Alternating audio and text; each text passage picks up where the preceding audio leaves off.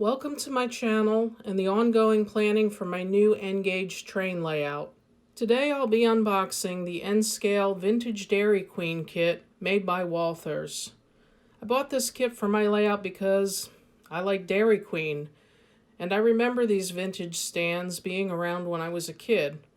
In fact, where I live in eastern Pennsylvania, there's still some out there of this design. So, looking at the box, I can see that it's molded in two colors and clear plastic.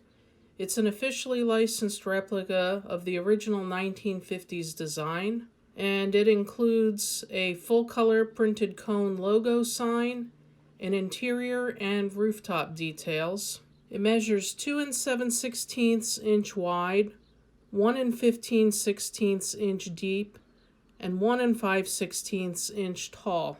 So let's open it up and see what's inside. It's a big box for relatively few parts. There's a plastic bag with all of the sprues holding the parts. And I'll open that up in a minute.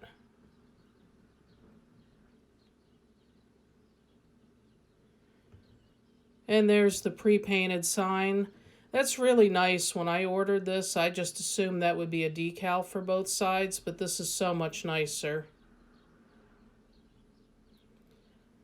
There's just a card letting you know if you have damage or missing parts, how to get those replaced. And then we have the instruction booklet. The first page has historical information about the design that the kit is based on. And the other side, it's just a single sheet. The other side shows you how to put it together. And when I ordered this kit, I didn't realize there was an interior. That's another nice surprise. It's got an interior wall and some of the equipment that would be used to serve the ice cream. Alright, so let's have a look at the parts. As the box mentioned, there's clear plastic parts and there's two colors of injection molded styrene. The first is a gray, which is mostly the base plate, the roof, and it looks like some of the equipment and the rooftop HVAC equipment.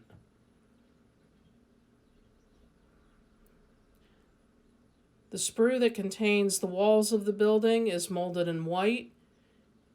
You can see there's frames on the interior wall, and the exterior has a nice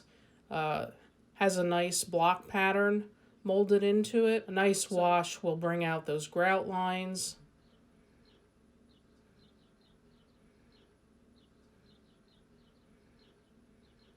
I always appreciate when model kit manufacturers bag the clear plastic pieces separately. It prevents scratching and damage during shipping. And I will say these are kind of thick for N scale relative to the building.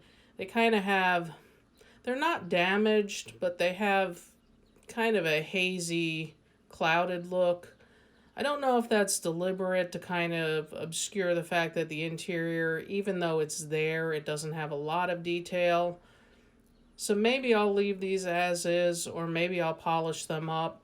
I actually have a technique for polishing clear plastic, and if I do that, I'll make that the subject of a separate video.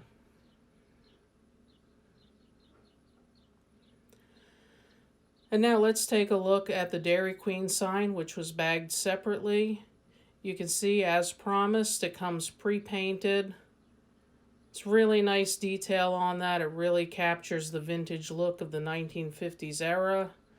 It's the same on both sides. This is so cool. All I'll have to do is put that on the roof of the building and then it's open for business.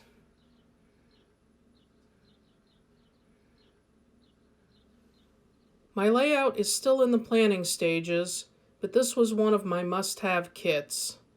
I wanted to buy it while it was still available, and having it will help me plan for the right amount of space for it. The design I'm working on has 3 sections: a dense urban and industrial area, a mountainous rural area, and a Renaissance fair alongside a lake. This Dairy Queen will be located in the rural portion of my layout, and I think it'll make a good pair to put next to the Sunset Motel, which will be the subject of another unboxing video.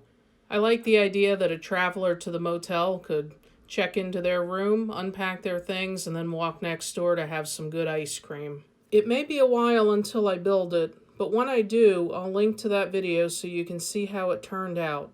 Thanks for watching, and stay tuned for more videos as I design and build my N-gage layout.